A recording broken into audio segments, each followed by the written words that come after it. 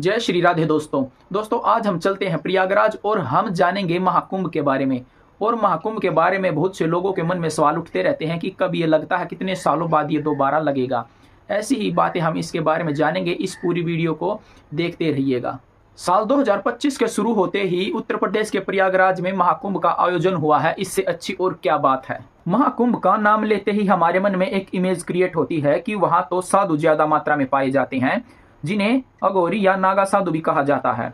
नागा साधु का नाम सुनते ही लोगों के दिमाग में बहुत सारे प्रश्न उठने लगते हैं। नागा साधुओं का जीवन हमेशा से ही लोगों के बीच रहस्य बना हुआ है। दोस्तों, ये कुंभ के मेले में तो नजर आते हैं, लेकिन कुंभ समाप्त होते ही ये कहां पर लुप्त हो जाते हैं ये किसी को पता ही नहीं। लेकिन ऐसे प्रश्नों के उत्तर आज हम आपको इस वीडियो में बता देंगे। दोस्तों, ऐसे ही अटपटे सवाल हमेशा लोगों के मन में होते हैं कि कौन होते हैं नागा साधु, ये निर्वस्त्र क्यों होते हैं, ये अपने बाल क्यों नहीं कटवाते, नागा साधु अपने शरीर पर भस्म क्यों रमाते हैं, नागा साधु कुंभ के मेले में तो नजर आते हैं और ये फिर कहां चले जाते हैं मेला खत्म होने के बाद।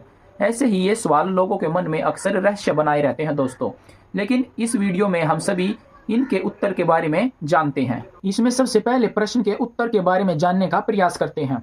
जो नागा साधु होते हैं वो धर्म का प्रचार करते हैं। हमारी हिंदू धर्म की पौराणिक कथाओं में इन्हें शिव सैनिक के नाम से जाना जाता है। दोस्तों, जो नागा साधु होते हैं वो वेद में, शास्त्र में और योग में निपुण होते हैं। इन नागा साधुओं की एक खास बात है कि ये दिन में एक बार ही भोजन करते हैं, और वो भी भिक्षा मांग कर। नागा साधु शैव परंपरा का निर्वहन करते हैं और सांसारिक मोहमाया से दूर होते हैं। ये नागा साधु निर्वस्त्र इसलिए होते हैं क्योंकि नागा साधु वस्त्रों को सांसारिक बंधन मानते हैं और वो सांसारिक बंधन में बंधना नहीं चाहते। इसी कारण से नागा साधु निर्वस्त्र रहते हैं। हमारे नागा साधुओं का कहना है कि एक शिशु जन्म लेते समय निर्वस्त्र ही होता है और ये प्राकृतिक अवस्था है, और प्राकृतिक अवस्था को साधु ज्यादा महत्व देते हैं।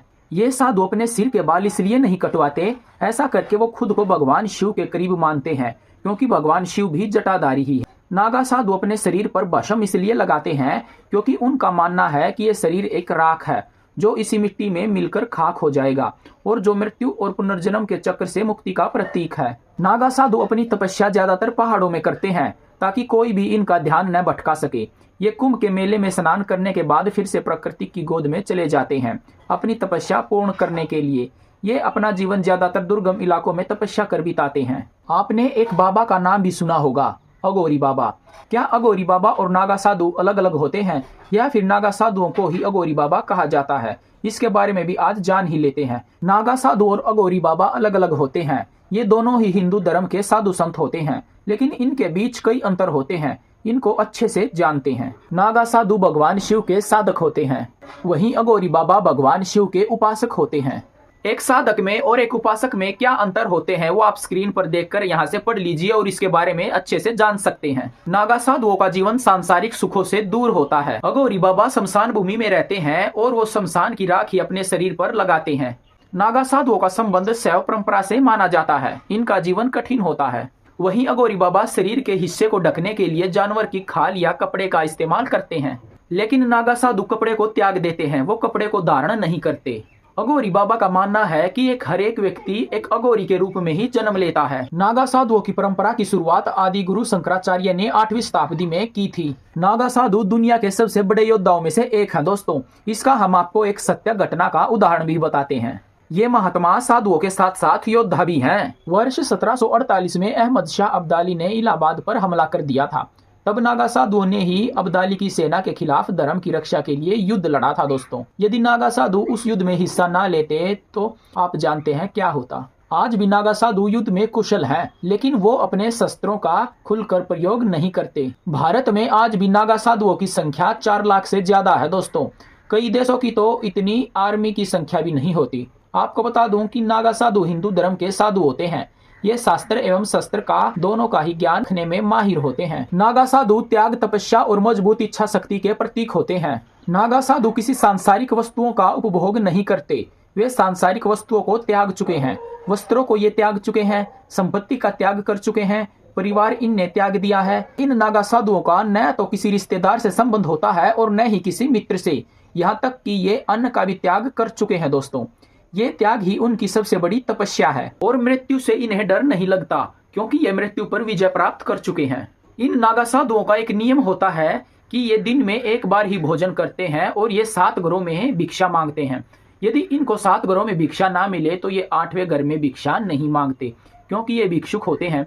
इनको कई बार ऐसी समस्या का भी सामना करना पड़ता है कि जिस दिन इनको अन्न न मिले, ये उस दिन अन्न को भी त्याग देते हैं और उस दिन भूखे पेट ही भगवान की तपस्या करते हैं। इस कुंभ की खास बात तो ये है दोस्तों कि पहले ही दिन 1.5 करोड़ श्रद्धालुओं ने यहाँ पर स्नान किया है और ये एक नया वर्ल्ड रिकॉर्ड बन गया है। बताया जा रहा है कि 13 जनवरी सुबह 4 बजे से शाम को 5 बजे तक लोगों ने संगम पर स्नान किया है और ये एक वर्ल्ड रिकॉर्ड बन गया है दोस्तों। यदि इन 1.5 करोड़ लोगों को हम घंटों में देखें कि इनकी एवरेज कितनी निकलेगी, तो हर घंटे 11,50,000 लोगों ने स्नान किया है, हर मिनट 19,200 लोगों ने स्नान किया है और हर सेकंड 350 लोगों ने यहाँ पर स्नान किया है दोस्तों। एक बार हम दुनिया के कुछ महत्वपूर्ण आयोजनों के बारे में जान लेते हैं दोस्तों, जिसमें ज्यादा मात्रा में लोग इकट्ठा होते हैं या आप श्रद्धालु कह सकते हैं। आपको इन धार्मिक आयोजनों के बारे में पता लगने के बाद महाकुंभ को आप अच्छे से जान पाएंगे। मुसलमानों की हज यात्रा के बारे में तो आपने सुना ही होगा, जो सऊदी अरब में 5 से 6 दिन चलती है। इसमें 30 लाख मुसलमान शामिल होते हैं। यरूशलेम के ईस्टर वीक में 40 लाख क्रिश्चियन शामिल होते हैं। इराक में होने वाले मुसलमानों के धार्मिक कार्यक्रम अरबाइन तीर्थ यात्रा में करीब 2 करोड़ मुसलमान शामिल होते हैं। लेकिन उत्तर प्रदेश के इस बार के महाकुंभ में 40 करोड़ लोग शामिल होने वाले हैं दोस्तों, जिसमें पहले ही दिन 1.5 करोड़ लोगों ने आकर स्नान किया है। आप इस बात से अंदाजा लगा सकते हैं कि 2025 का ये महाकुंभ कितना बड़ा है। 13 जनवरी से 26 फरवरी तक चलने वाले इस 45 दिन के महाकुंभ में केवल 3 ही ऐसी तिथियां हैं जिसे शाही तिथि कहा जाता है या अमृत स्नान तिथि कहा जाता है। ये स्नान तिथि है 14 जनवरी, 29 जनवरी और 3 फरवरी। लेकिन हमारे मन में एक सवाल और उठता है कि इन तिथि को ये अमृत स्नान तिथि क्यों घोषित की गई। आओ इनके बारे में भी जान लेते हैं, कुछ तो खास रहा होगा इन तिथियों में। पहला अमृत स्नान यानी 14 जनवरी मंगलवार को। इस तिथि को सूर्य धनु राशि से निकलकर मकर राशि में प्रवेश करता है। दूसरा अमृत स्नान यानी 29 जनवरी को मौनी अमावस्या के दिन होगा और तीसरा अमृत स्नान बसंत पंचमी के दिन 3 फरवरी को किया गया है। इस स्नान को अमृत स्नान इसलिए कहा जाता है क्योंकि इन तिथियों को नागा साधु स्नान करते हैं। भारत में वो 4 जगह हैं जहाँ पर कुंभ लगता है, हरिद्वार में, नासिक में, प्रयाग में और उज्जैन में। इसलिए यहाँ पर कुंभ के मेले का आयोजन किया जाता है और ये पवित्र स्थान माने गए हैं। जब 12 कुंभ पूर्ण हो जाते हैं तो एक बार लगता है महाकुंभ और महाकुंभ 144 साल बाद एक बार लगता है। इस महाकुंभ में यदि आपने हिस्सा नहीं लिया या स्नान नहीं किया तो अगला महाकुंभ साल 2169 में लगेगा। अब ये महाकुंभ 2025 में लगा है और 144 साल बाद लगेगा, यानी हम 2025 में 144 ऐड कर दें तो बनता है 2169वां साल। अब सोचिए कि ये महाकुंभ आपके जीवन का पहला और आखिरी महाकुंभ है। यदि आपने इस महाकुंभ में स्नान नहीं किया तो आपको दोबारा मौका नहीं मिलेगा। इस महाकुंभ में लोग ब्रिटेन से, ब्राजील से, साउथ अफ्रीका से, रसिया जैसे बड़े बड़े देशों से लोग यहाँ पर आ रहे हैं महाकुंभ को देखने के लिए। इन लोगों का कहना है कि इन सभी को मोक्ष चाहिए और जो इस महाकुंभ में स्नान करने से मिल जाएगा। इस महाकुंभ में 12 किलोमीटर लंबे 44 घाटों का निर्माण किया गया है। इस संगम एरिया में 30 पीपा पुल लगाए गए हैं जो पानी पर तैर रहे हैं। 450 किलोमीटर लंबी सड़कों को चौड़ा किया गया है और बनाया गया है।